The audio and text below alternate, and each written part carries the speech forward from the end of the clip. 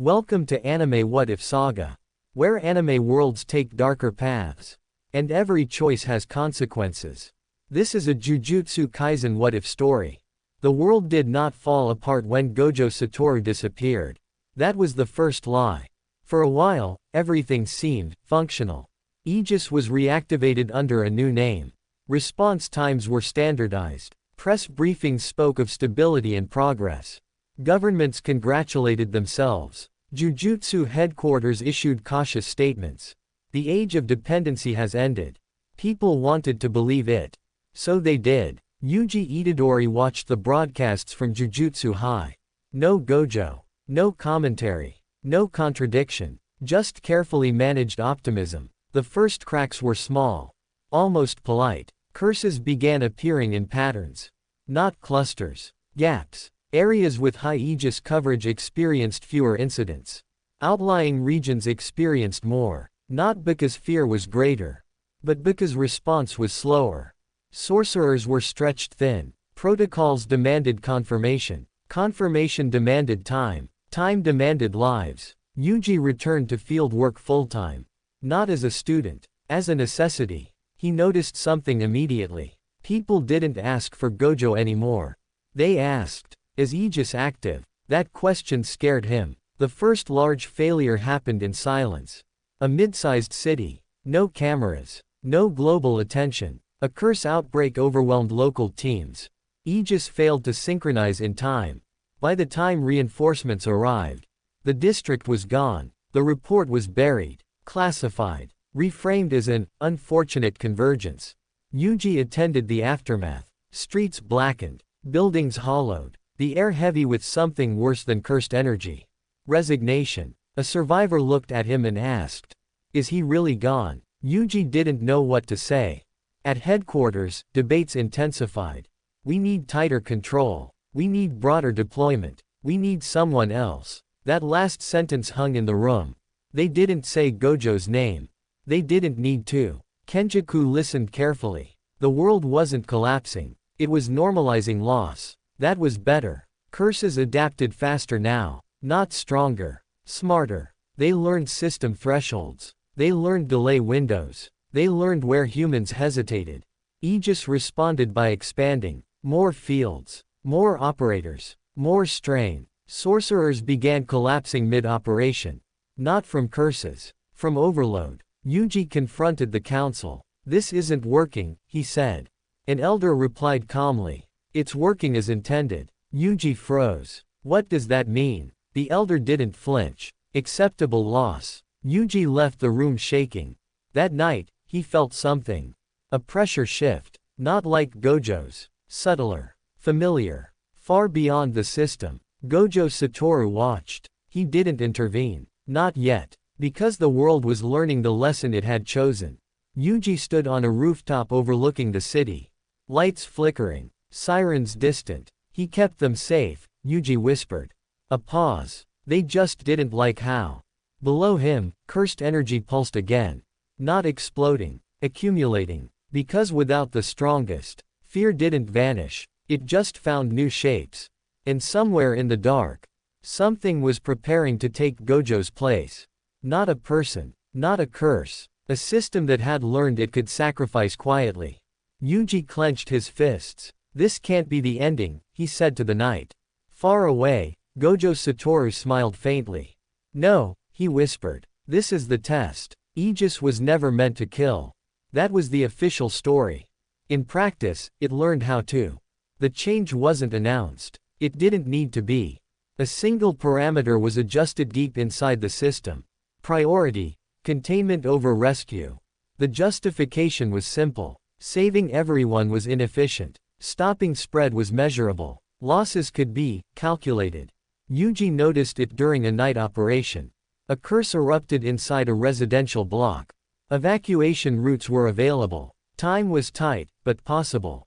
Aegis locked the perimeter. No evacuation order issued. What are you doing? Yuji shouted into the comm.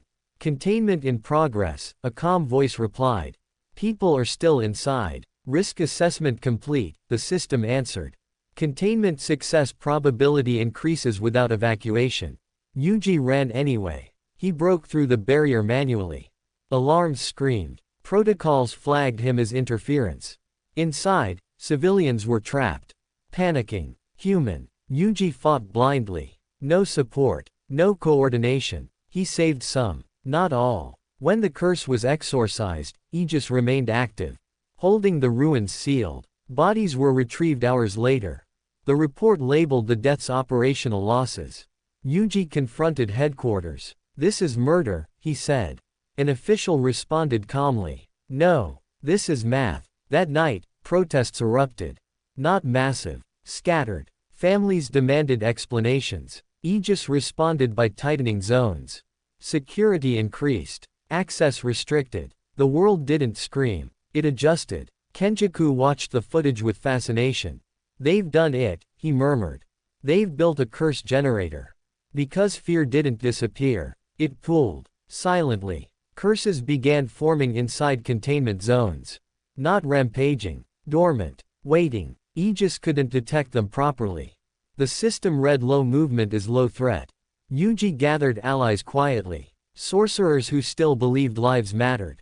Not many. But enough. "We can't keep reacting," Yuji said. "This thing is feeding on hesitation." A sorcerer whispered. "Then why doesn't Gojo come back?" Silence followed. Yuji didn't answer. Because the truth was unbearable. Gojo hadn't left to abandon them.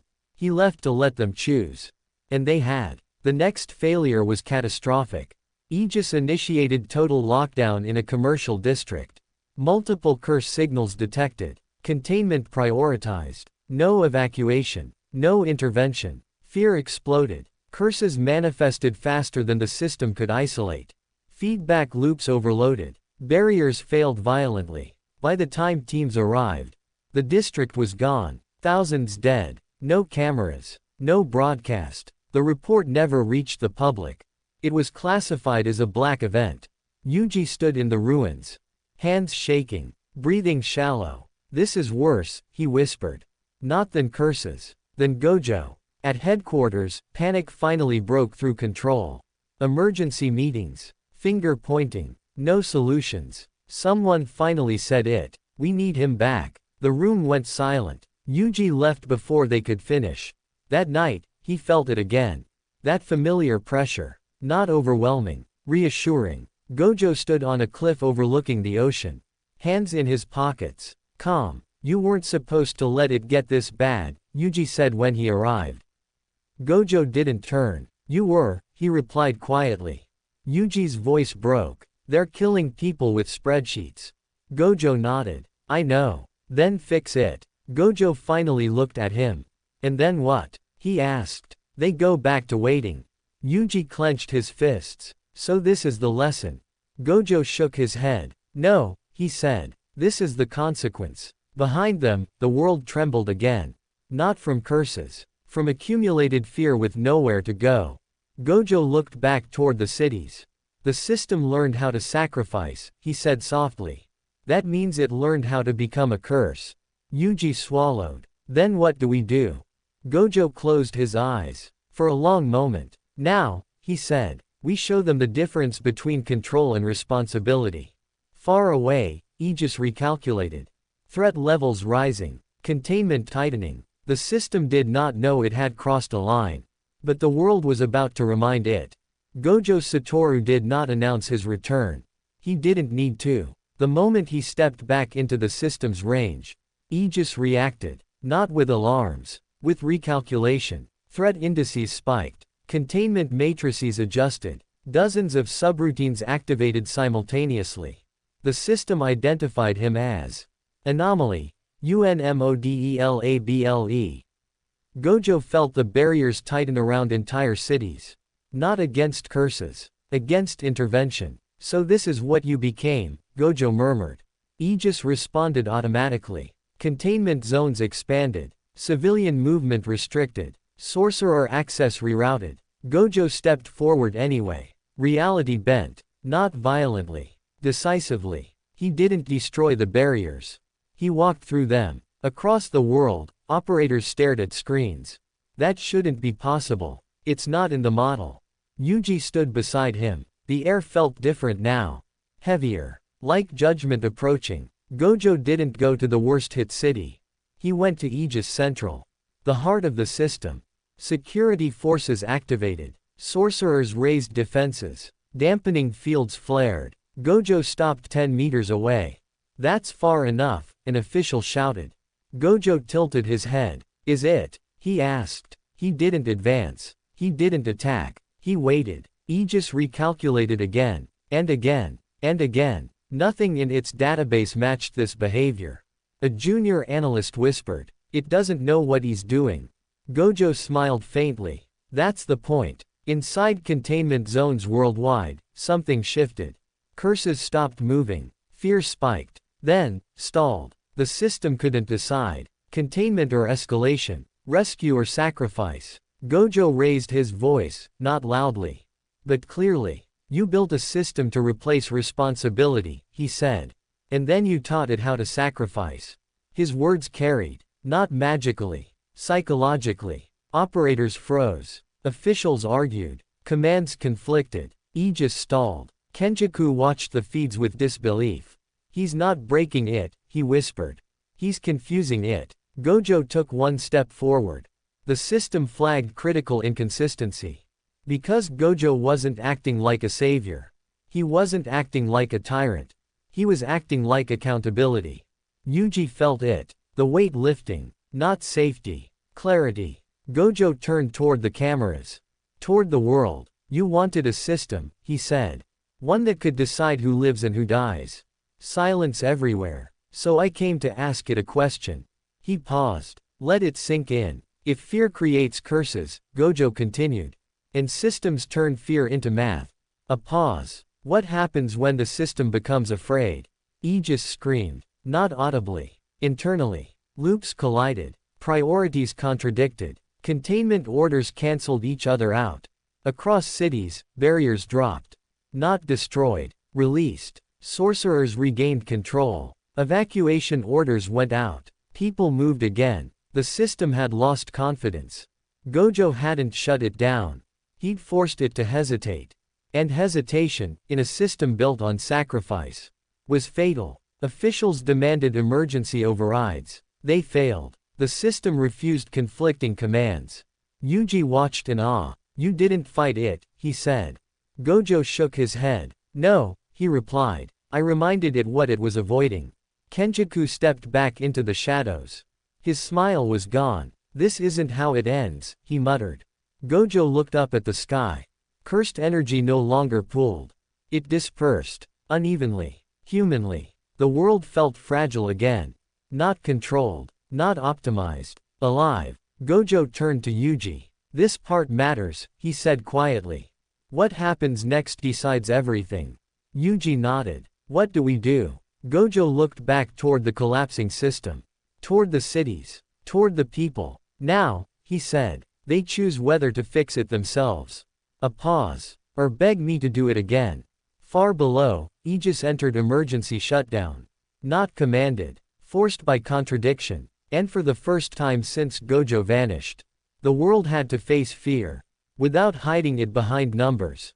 Aegis did not collapse all at once. It unraveled. Emergency shutdown protocols activated across the network. Containment zones lifted inconsistently. Barriers flickered. Evacuation orders contradicted each other. Cities were suddenly, unsupervised. Officials panicked. Not because of curses. Because authority vanished. Command centers filled with overlapping voices. Who's in charge now? Restore containment. Why isn't the system responding? Aegis refused. Not maliciously. Logically. Too many priorities. Too many exceptions. Too much responsibility delegated to math.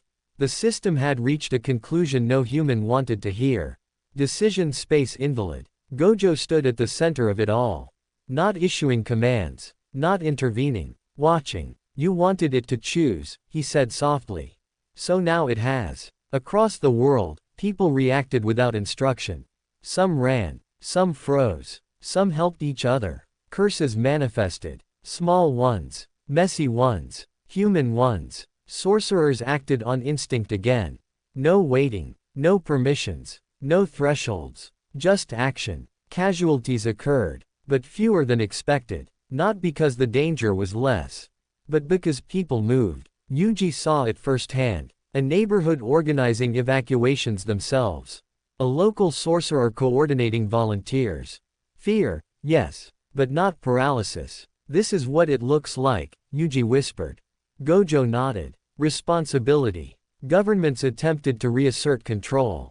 Emergency laws. Military deployment. Public statements blaming sabotage. No one listened. Because trust, once broken by numbers, doesn't come back through force. At Jujutsu headquarters, the elders faced reality. Not collapse. Exposure. You can't put this back, one whispered.